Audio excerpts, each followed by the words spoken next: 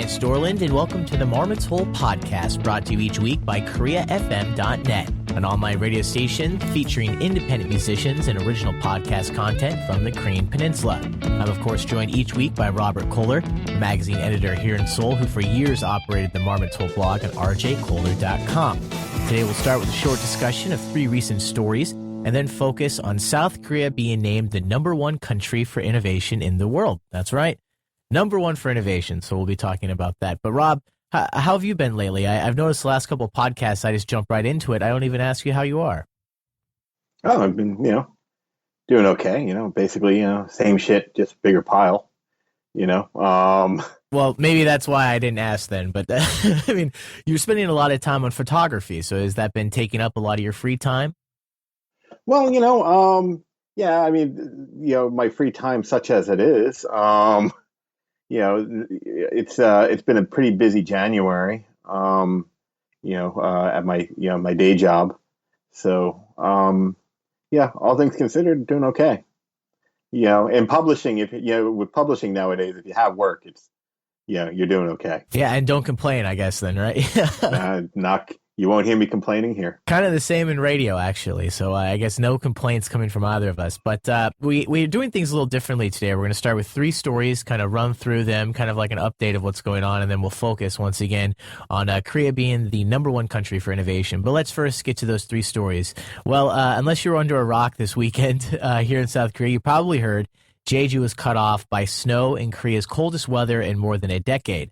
The Korea Jugon Daily reports that Jeju City, where of course the international airport is located, suffered its biggest blizzard since 1984, and the runways of Jeju's international airport were shut down from about 5:50 p.m. on Saturday to at least 9 a.m. Monday morning, canceling more than 800 flights. This apparently stranded something like 90,000 people, I've read in a couple of different articles, and on Sunday, more than 4,000 travelers went to the airport, expecting to leave, but they had to sleep there.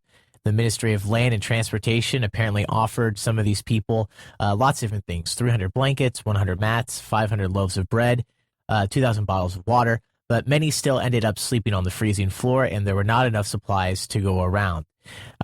So some bad things happening in Jeju. A friend of mine on Facebook was actually posting updates. It didn't look so great there at the airport, Rob.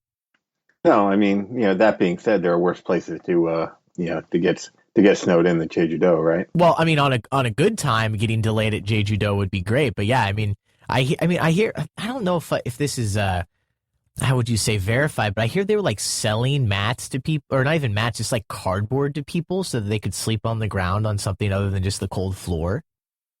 Yeah, I recall hearing something to that effect. It's obviously an airport like. An airport like Jeju International Airport. They're just, they're not. Yeah, I'm not sure if one can expect them to be prepared for such such a situation. But obviously it doesn't help the Korean tourism industry. But it sounds like they weren't so prepared. I was looking at this from a couple other different news outlets. I saw something that despite Jeju, being a hotbed of tourism for not only Koreans but also Chinese people, they apparently didn't have Chinese language specialists, translators at the airport until Saturday at some point, even though, lots of Chinese speakers were there. Apparently, like I said, there weren't enough things to go around.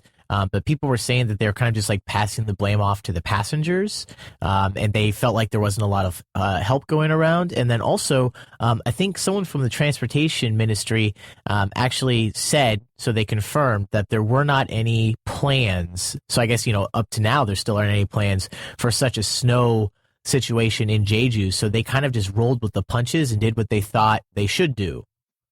Right, which is a little bit odd because, it's not, I get that Jeju, it's a subtropical island, and you're not really expecting to see the kind of weather that they got over the last week. But that being said, it does snow a lot on that island, so and given the amount of Chinese tourism that they're getting, it's kind of it does leave you scratching your head why they wouldn't have Chinese speaking personnel on hand to deal with that kind of situation. But hopefully it's a learning experience. That Jeju is also getting a second airport. Yeah, second airport, that military base is coming online. Everything's changing in Jeju. Chinese people are buying lots of property, angering some South Koreans. Well, actually, there was an article. I forget where I saw it today. Actually, Bloomberg. Seoul people are going there now, right? Yeah, well, that's been happening for a while, but it's on the increase now. Where a lot of people are just getting fed up with Seoul and just moving down to Jeju. Um, Truth be told, I've fantasized about doing that on a number of occasions as well. Have you been to the island? No, I never have. Because of work and my girlfriend's schedule, we've been trying to think of a time we could go together for more than just like a couple of days, like, make it worth it. But we'll probably just have to head for a couple of days at some point because there's not really a let up for either of us. But she's been there multiple times. She speaks very highly of it. A lot of my friends have been there. I actually know people who live there now because it's just so Right. cheap. It's kind of like an artist community. Yeah, we'll Um, see how that long that lasts. By the way. well, I mean, yeah, I mean that's true. But I mean, from what I hear, I mean, if you do it right, and just like you're saying, everyone in Seoul is just kind of getting fed up. So, we'll see what happens. Well, I'll tell you this. Yeah, before I went down there for the first time, I'd heard it talked up so much that I really I was expecting something of a letdown, and I wasn't let down at all. I mean, it's a fantastic place. Um, in terms of just the natural environment, is especially if you like volcanoes. I love volcano. I have a thing for volcanoes. So yeah, it's wonderful. People there are really friendly. Um, it's a great place. I mean, there's hiking trails that follow the entire coastline of the island, and those are fantastic. Food's fantastic. Um, yeah, I couldn't recommend the island enough. And if you're lucky enough to be able to move down there and support yourself, um, yeah, I'd go in a heartbeat. So moving on here, a university student from Ohio has been detained in North Korea for a quote hostile act. The Korea Jungan Daily reports North Korea's state media saying the University of Virginia student entered the country under the guise of being a tourist, but then plotted against North Korean unity with a quote tacit connivance of the U.S. government and under its manipulation, end quote. But other details aren't really available. However, a China-based tour company has confirmed one of its customers had been detained in Pyongyang. So this looks like something that I know people have done actually multiple times. You go to China, you fly to North Korea, and then you hopefully come back. But that last part didn't make it. Yeah. Well, look, if you're going to go to North Korea, and I have friends that have been, that have gone to North Korea, and I'm not going to lecture anybody on, and tell them not to go, but it's one of those things that you definitely, you pays your monies and you take your chances, right?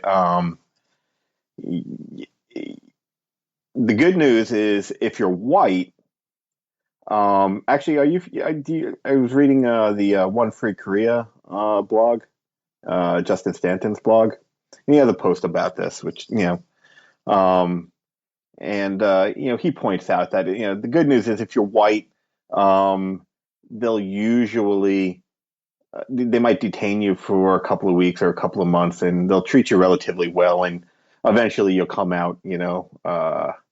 Actually, I'm looking at it now. You'll be released, and none the worse for wear, and perhaps wiser. Right now, if you're a Korean American, um, that's a different story, and you're more likely to get mistreated. You're more likely to be in there for a while. Especially if you were caught doing something the North Koreans really don't like, which is like Wasn't there like a ethnic Korean who was caught proselytizing? right, Yeah, I could see them not being happy with that. right. So one guy, in fact, one who I believe died was a Kim Dong Shik who died in North Korean custody, right?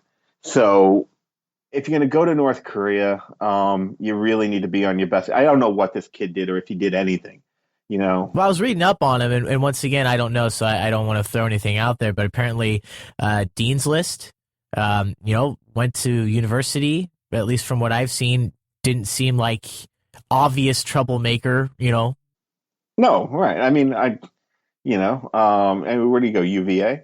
Yeah, the University of Virginia. Yeah, I mean, like I said, I don't really know. North Koreans aren't saying, and other than that, he did something that what was the turn of phrase that they used? Something Plotted against North Korean unity with, quote, the tacit connivance of the U.S. government and under its manipulation. So whatever that means. right. I mean, who the hell knows? And more to the point, probably who cares? This is like I said, this is not the first time the North Koreans have done this. Um, it's part of how they roll, and But yeah, it's not the first time. It's part of how they rule. So I mean, like, I don't like restricting anyone's freedom in certain areas, but like, we weren't supposed to go to Cuba for a long time, and now that's changing. Should we not be going to North Korea? I mean, I would argue that we shouldn't. Nobody should be going to North Korea. Um, yeah, I mean, we don't have any diplomatic representation there. So if you get in trouble, I think if you get which of the Scandinavian countries handles that, kind of as a courtesy to us, takes care of when our guys get in trouble up there. But yeah, I mean, you definitely you're taking a risk, especially when you're dealing with a regime that's shown a propensity for um, creative fundraising. But should you be allowed to take that risk? Because then the issue comes up of like, well, it's a U.S. citizen, we have to rescue. I mean, I remember Bill Clinton went there one time to secure someone's freedom. There's that great picture of him with the leader at the time, and every time this happens, it's like, well, what's going to happen to this person? Oh well, yeah. I mean, well, that goes with. I mean, in that case, it was two young women, so Bill Clinton's gonna be flying over there. Um, Because, like, an American gets stuck in Cuba, it's not an international incident. I know plenty of people that travel to Cuba, but, I mean, Cuba was Cuba. It's just right off the coast of Florida. I mean, this is North Korea. And once again, I don't want to limit anyone, but, like, it's a little different of a situation. actually, it's funny that you bring up Cuba because I remember reading. Oh, it was a couple of years ago. It was an Italian journalist with some Catholic newspaper in Italy. Anyway, he went to North Korea to do a story, and I think he was at the bar of the Koryo Hotel, which I guess back then was pretty much like the foreign hangout. And while he was at the bar, he ended up meeting a Cuban diplomat up in Pyongyang, and so he asked him what he thought of North Korea, and the Cuban guy goes, "This place is fucked up." And verbatim, he's like, I don't know what this is, but it's not communism. Yeah, that's the problem. Everyone always, well, I don't know if everyone, but it often gets labeled as a communist state, but really it's a totalitarian government that's military first. Yeah, it's definitely in a league all its own. But anyway, back to the point in terms of should you travel? Should you be allowed to travel there? Um, Look, I like you. I'm not a fan of telling Americans where they can or cannot go. Um, the most you can possibly do is tell somebody that, look, we're advising you not to go to this particular country, and if you get in trouble, you're on your own. But politically speaking, that's never happens, right? Because once you get in trouble in that country, it gets in the news, and then your government's under a lot of pressure to do something to get you out, regardless of how much you warn the guy not to go there in the first place. I mean, even with Korea, I mean, for example, when your missionaries get in trouble, you end up getting caught in places like Afghanistan or Yemen or somewhere like that. And I mean, it's not like the foreign ministry doesn't warn them ahead of time, don't do this. But once once an event begins, you have to react to it. No government's going to say, "Hey, we told you not to go, so you're on your own." You just hope that gradually over time, people wise up and say, "Hey, maybe this isn't maybe there are plenty of other miserable dictatorships in the world I can visit. Um, Please, we have brochures of plenty of places you could go. Well, I mean, I have friends who have gone there multiple times. They've always said that it's been a good experience. They enjoyed it, and aside from it being expensive, they would go back. So I think that as long as it's still somewhat low end, like kidnapping, if you will, like it's not every day someone gets taken. It's not every month even that someone gets taken. Perhaps as long as it's still low like this, and like you said, the people still get released. At least you made the difference between like a white Westerner versus an ethnic Korean. As long as that's still the case, barring some major conflict, people are still probably going to keep going. I must confess, it is another thing about traveling to North Korea. I mean, a lot of people want to go to North Korea because they want to see this. Yeah, because it is. I mean, it is a unique place, right? And I think a lot of people want to see that before, it eventually disappears, or hopefully disappears one day. Anyway, um, but I don't know. I mean, I'm trying to, because like I said, I have friends who have been to North Korea, so I'm trying to put this in a way that's. In fact, I have one friend who kind of who deals with international who specializes like in international exchange programs with North Korea. Um, I get that for a certain kind of tourist, North Korea is going to be um, and it's going to be an attractive place because so few people go there, and it is so different from really the rest of the planet. But it is. I can't help but feel like if you're going there for that, that it's somewhat similar to look. I'm sure in 1930s Germany was a very unique place, and say what you will about fascist architecture, but it can be impressive. They had the best looking uniforms. Yeah. Yeah, right. I mean, like Hugo Boss didn't design the Korean People's Army uniform, now did he?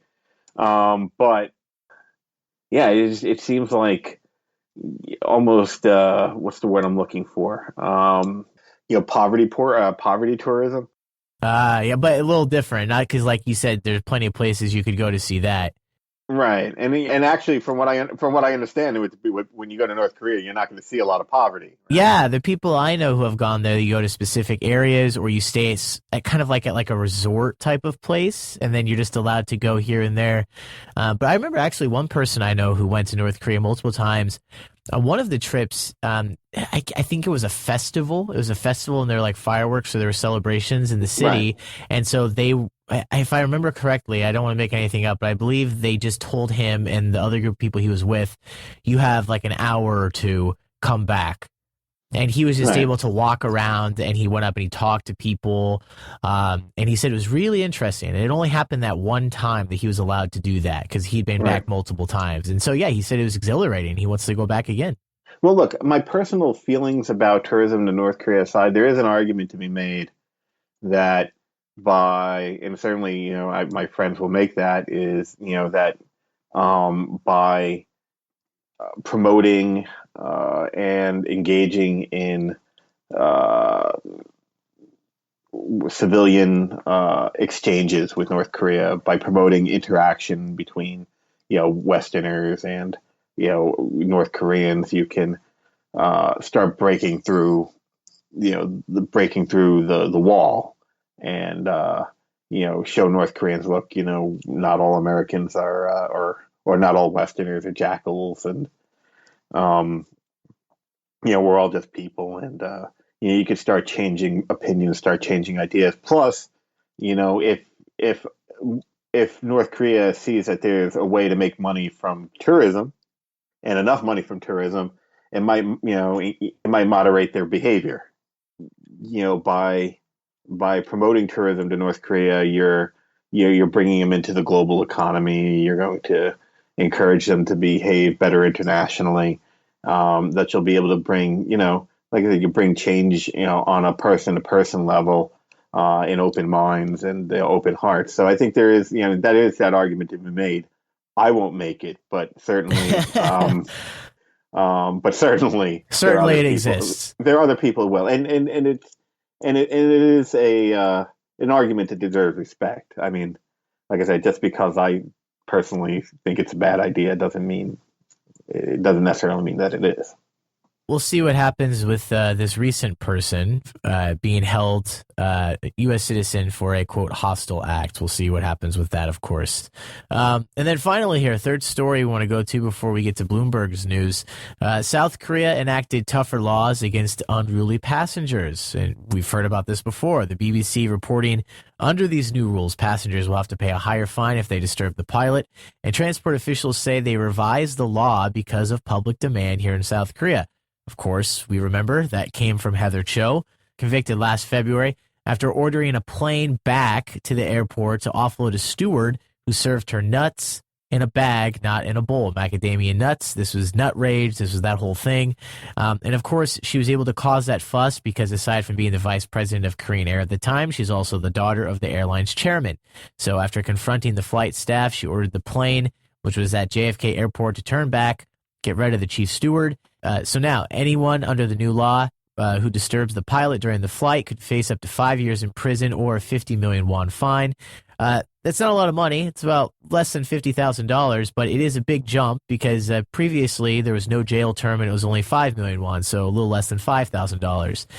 Interesting thing here, crew members are now compelled to hand over unruly passengers to the police, or they could risk a 10 million won fine. So it's funny that in the incident where a very rich, privileged woman was abusing crew members, they're now compelled to hand over unruly passengers to the police. So even now they can get in trouble. Right. I mean, you're not going to hear me complain too much about this. I mean, obviously the nut rage incident with Heather Cho, that one got the most attention. But I mean, that wasn't the first incident of passengers, particularly passengers who were executives with large corporations, essentially being dicks on planes, and making scenes on planes. I don't think this sound I don't want to sound like an asshole here, but you should never be an asshole to the flight, crew. But you definitely shouldn't be bothering the pilot. I do feel somewhat bad for the flight staff now that they're facing, large fines if they don't turn somebody over to the police. I mean, that's might be going a little bit overboard, but yeah, I mean, sometimes especially with incidents like this, you just need to, you need to send a statement, make a statement, right? But are they really making that much of a statement? I mean, she got convicted. I think she was in jail for like 5 months, and then she was let go. And I think one of them was overturned, but she was, the conviction was overturned for like changing the flight path, but it was still kept for like disturbing a crew member or causing a disturbance or something like that. So I don't know if the message was really sent. I mean, the message that I'm hearing is that if you're in power, you can fight it, and people will forget, and then they'll talk about something else. And I think that's part of the purpose of the new law. Well, it's a 50 million won fine and 5 years in prison. But I mean, I'm sure. Well, granted, for somebody like Heather Cho, a 50 mil, with essentially 50,000 US is not a lot, but for a lot of other people, including a lot of other, even wealthier individuals, that's still a hefty chunk of change. I think you're underestimating what wealthy individuals have under their. Well, maybe. I mean, look, it's not like a night out, right? It's that's still a hefty chunk, and then there's the potential jail sentence to it. So I mean, we'll see how it goes. I don't know, but it's like everything in South Korea. It could face up to 5 years in prison. I mean, right? Everything in all the big laws in South Korea, and I've talked about this time and time again in the reporting that I do here. I've heard other people talk about it. I've seen people write about it. The law is always written where it's up to. So if you get charged, that's the first thing. You have to get charged. The second thing is it's up to, so it could be anywhere from nothing to 5 years. And then when you get convicted, you fight it and you do something else, and then you get out of it. And I'm not saying that this doesn't happen in other countries, because it obviously does. But I mean, this doesn't seem to do anything. I think this is just a token. So are you arguing for minimum sentencing requirements? For making the plane turn around? Are you? Well, I mean, that's look, that's a mean, minimum sentence requirement if I've ever heard of one. I mean, yeah, I mean, well, look, I think a lot of people would agree with you, but I mean, the idea of minimum sentencing requirements is now becoming something controversial in the United States now, well, right? they're becoming controversial when it comes to drug offenses, and I think Barack Obama just made it so you can't have underage offenders in solitary confinement. I mean, those types of things make sense, but this is a well-off individual who made a conscious decision with planes. You can't mess with planes. Well, no, you can't. But again, it's like, do you really want to institute minimum sentence requirements on this? Oh yeah. Oh yeah. All right, Maybe I'm going yeah. overboard here, but All I right, just that's fine. I don't know. Yeah, Yeah, we'll leave I it mean, there. someone could argue that being a drug dealer or whatnot is kind of a bigger deal than being an asshole on a plane. But I don't know. I mean, Well, I mean, certainly in Korea it different ways you is. can look at this. Yeah, I mean, but just country to country, I don't know, but different topics. But I mean, yeah, but I mean, yeah, certainly. Now, you pointed out she got off. The worst thing that happened here was just that she was made, a topic in the news. I mean, that was the worst thing here. Right. And yeah, she's not going to generate a lot of sympathy. She's not a sympathetic character. It is what it is. I'm not saying she's a murderer or something like that, but it just seems obvious what happened, and then she was able to, somewhat get out of her responsibility. And again, it's not just that she was, irresponsibly, that she acted irresponsibly on an airplane. This all gets tied in with, the certain social phenomenon involving hierarchical relationships, where,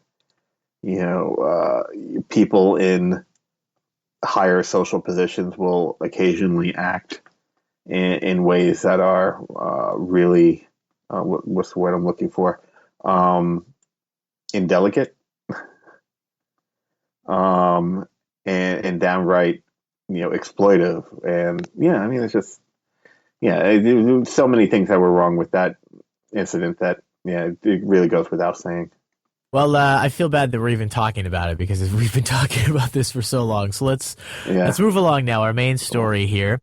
It's really interesting because I'm actually doing a report on this now. So I've actually interviewed a few different people. And so let's discuss. Bloomberg writes now that in the world of ideas, South Korea is king. That's because in the 2016 Bloomberg Innovation Index, South Korea is number one. And the way they write it is that really there shouldn't even be like a number two, because South Korea seems to be the obvious number one, but it's number one, followed by number two, Germany, number three, Sweden, Japan, Switzerland. That's the top five. Economies in the index were scored using factors including research and development spending, as well as concentration of high-tech public companies.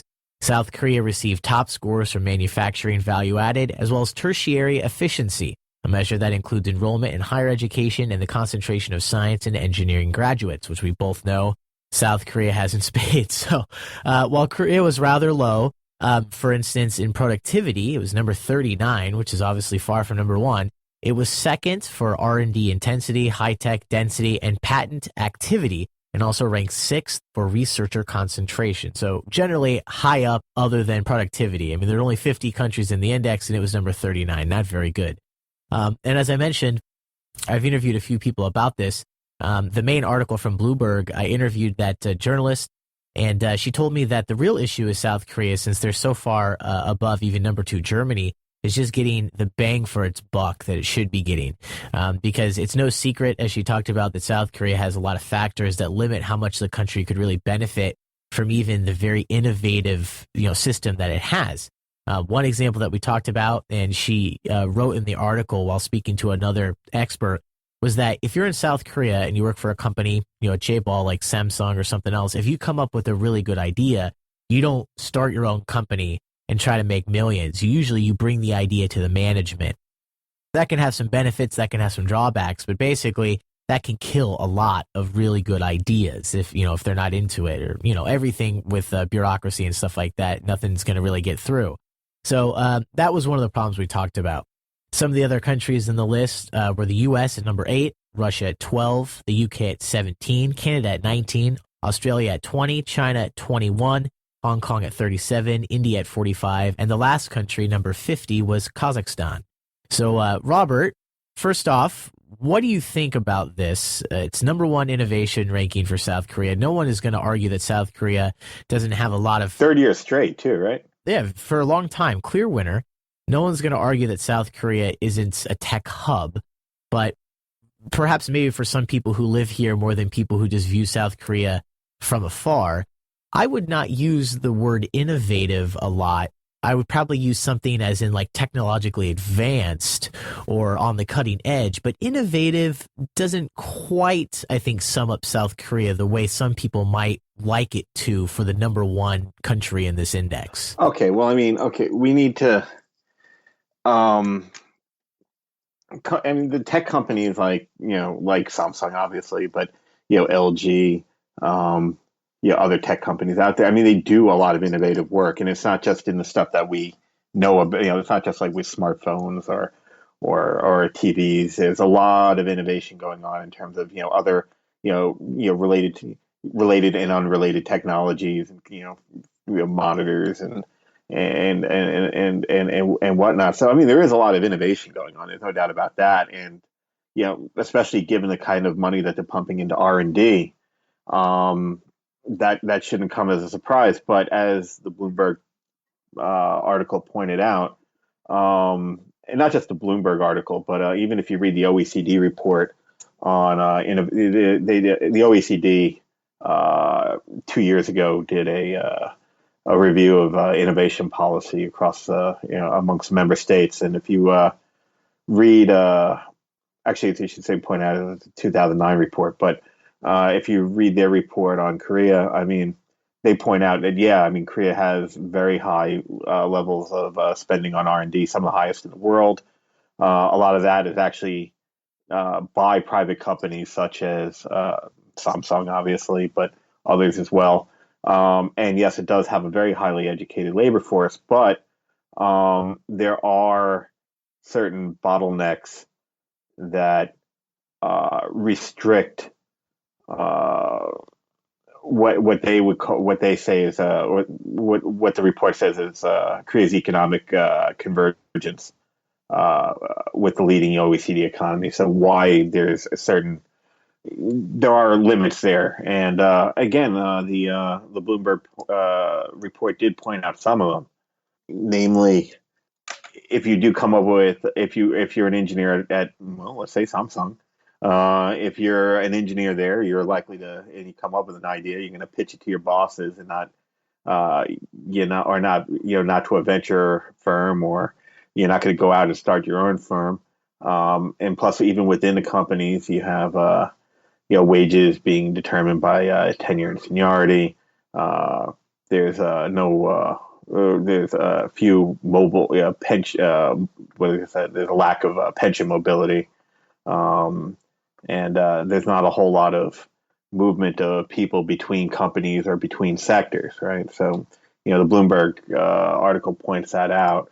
Now, the Korean government, needless to say, they're happy that the report came out, but in terms of the limits, the government is hoping that by passing certain labor reform laws that that are currently sitting in the National Assembly, that they'll be able to get a little bit more productivity going, and a little bit more movement of labor between companies and between sectors.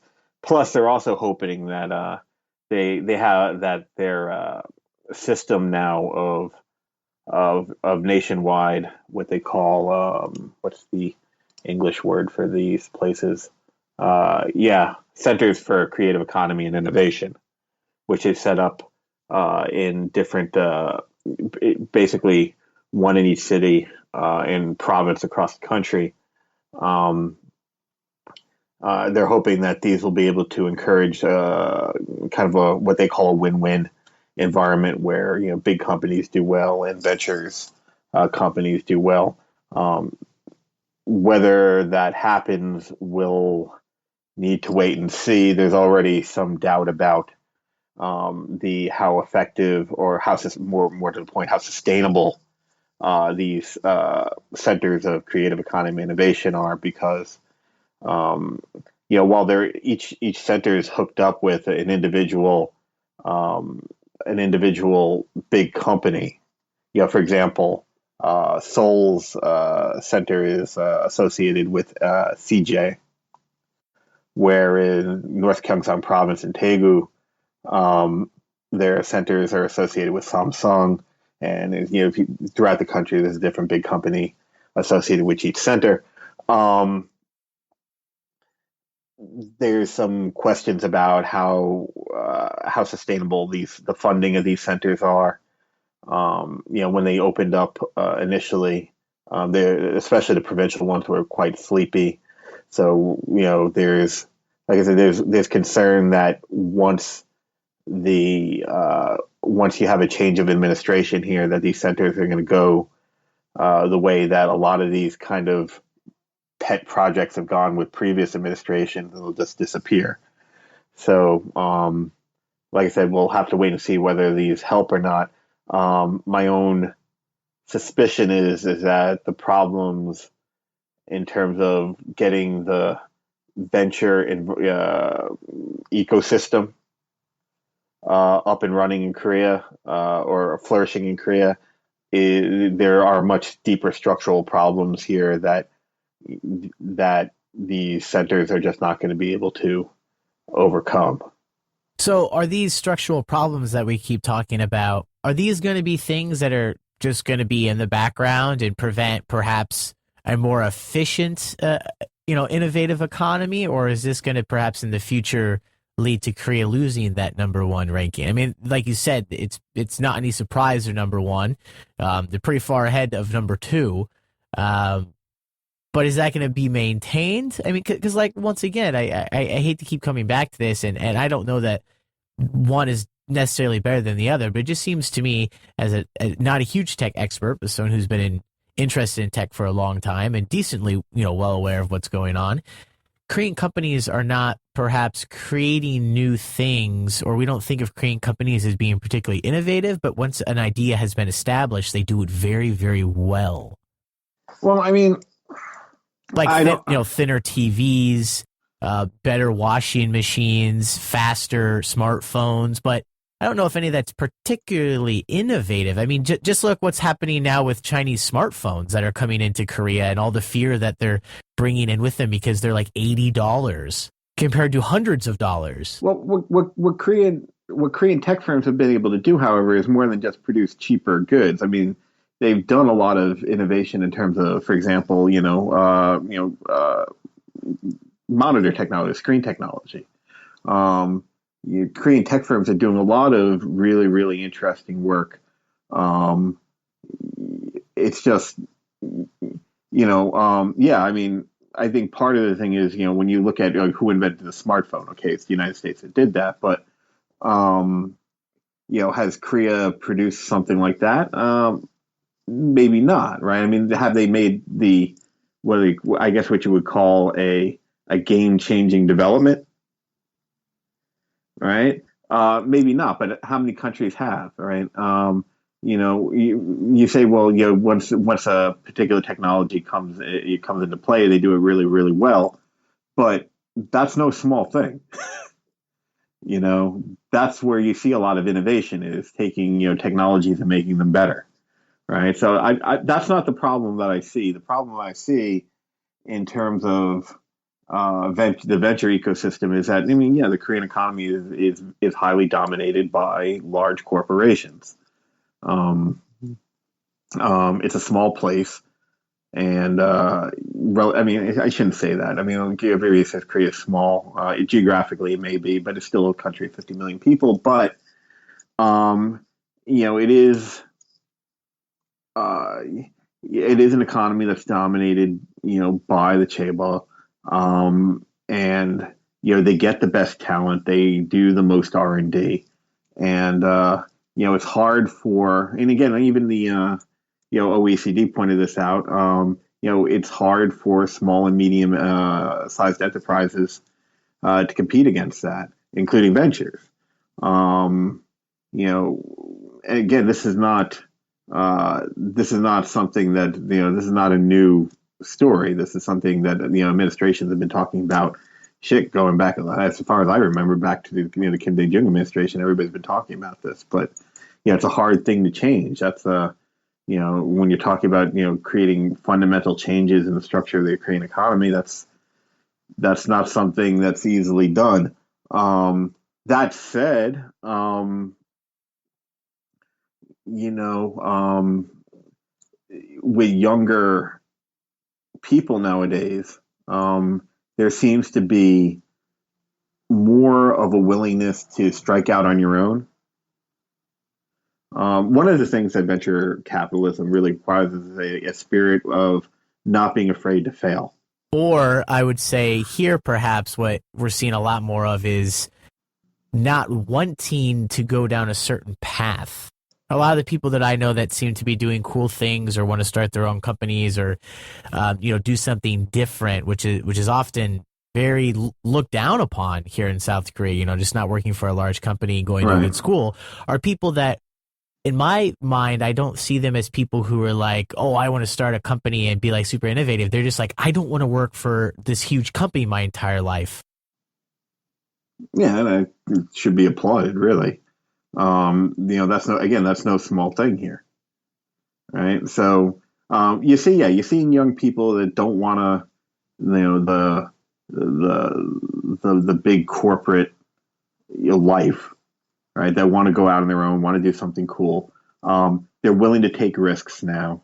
At least you're seeing more and more people doing that. The other thing too, actually, it was another blogger that I had read. I was going to say, now that you're not in the blogging game, you're still keeping up with the reading. Well, I mean, I do try. It might not seem that way, but I do, try to pay at least some lip service to preparation for this podcast.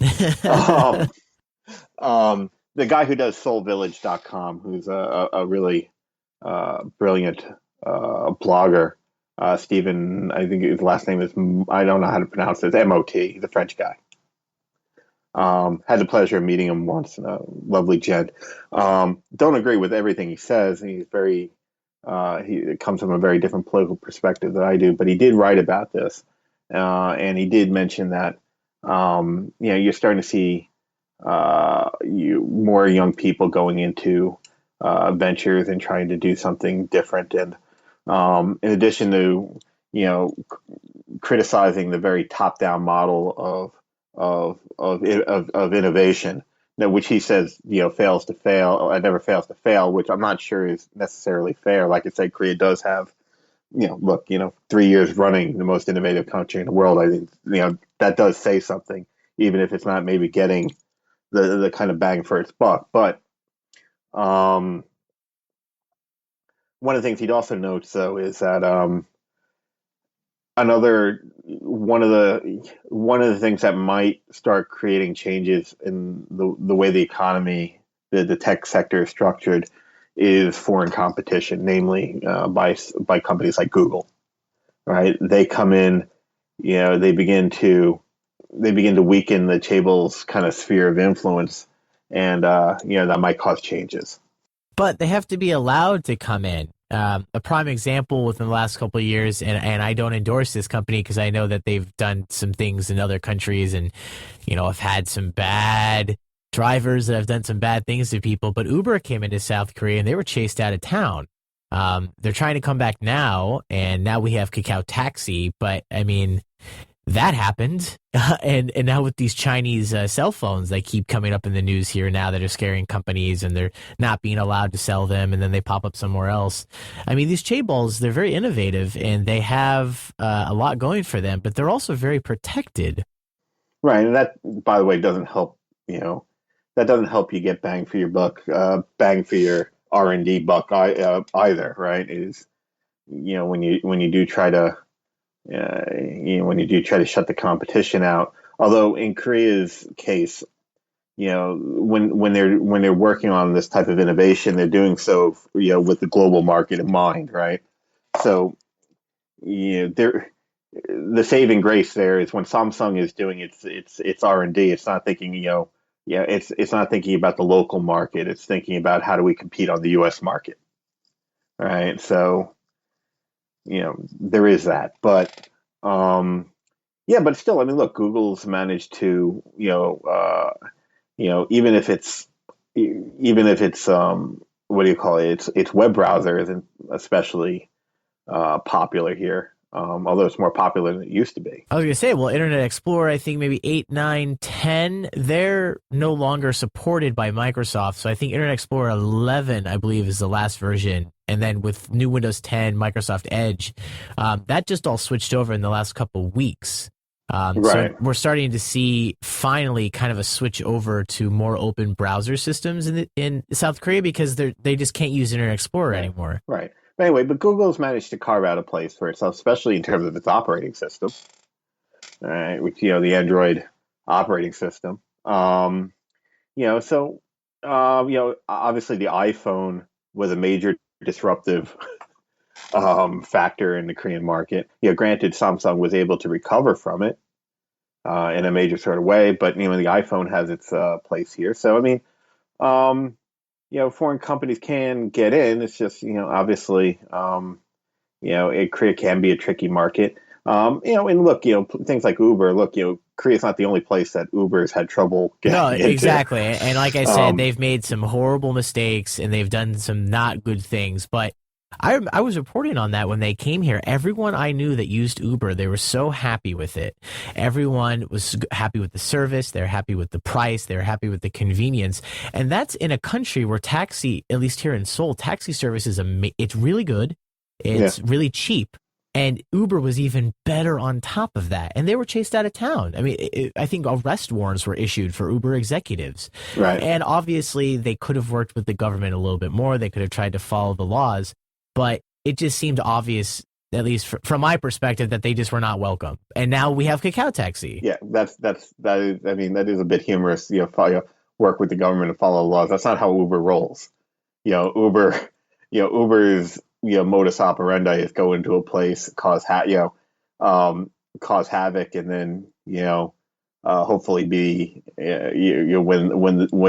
when the dust settles, they'll still be standing. Which again, I respect the way they do that. I respect what they've been able to achieve, but they're definitely not.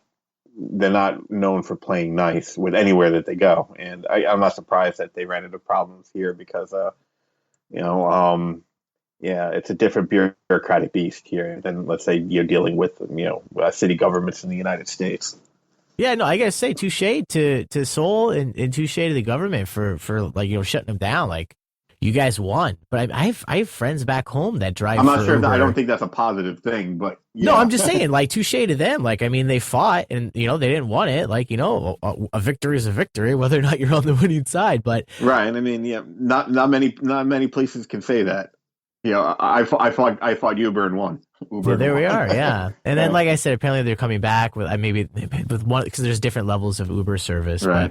But we're about to hit an hour here, Robert. Any final comments you want to make on this Bloomberg article? And like I said, I'm not trying to be the downer here, but I think South Korea is a great place. I live here by choice, and I'm happy that they're doing well in innovation according to this ranking. But it just, as someone who lives here and reports about South Korea and talks to South Koreans, every week for my job, not to mention my friends and things like that, I just going back to the United States, innovation would not be the word I would use to describe South Korea. See, I very much disagree with that. I mean, like I said, as you pointed out before, yeah, Korea has a reputation for taking existing technologies and just improving on them. But people said the same thing about Japan before too.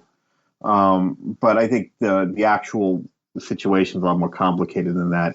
And both IT, biotechnologies, cloning. Look, for example, with cloning, right?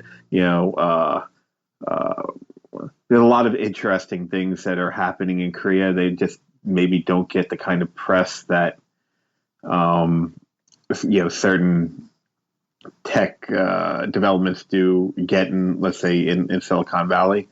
So I do think there's a lot of things happening here. I definitely feel like I definitely feel like I'm living in a place where a lot of the uh, future, a lot of the technology that will be determining our future is being developed, right? I do feel like the future is being made and developed. The future is being developed and made here. I do feel that way, but yeah, I mean, there's a lot of self-imposed limitations, and certainly the government's aware of them. Whether they're doing enough to overcome those, I mean, it's a matter for political debate. But um, yeah, I mean, like the Bloomberg article pointed them out, the OEC pointed them out, the government points them out. So yeah, I guess we'll see how things develop. Well, yeah, that's a good place to end it there. Like I said, we disagree a little bit, but hopefully something like this being, the number one country for innovation multiple years in a row, even if I think that might be a little bit of a stretch, it's such a positive label for South Korea that hopefully the government is going to recognize that's very important and continue to keep that up. And if that means changing some of the obstacles that you've been talking about, then I guess it's just a win-win situation. Right. Well, Rob, it's always been great to speak with you. A little longer than we were last time around. So, yeah, we'll talk again next week. All right, sir.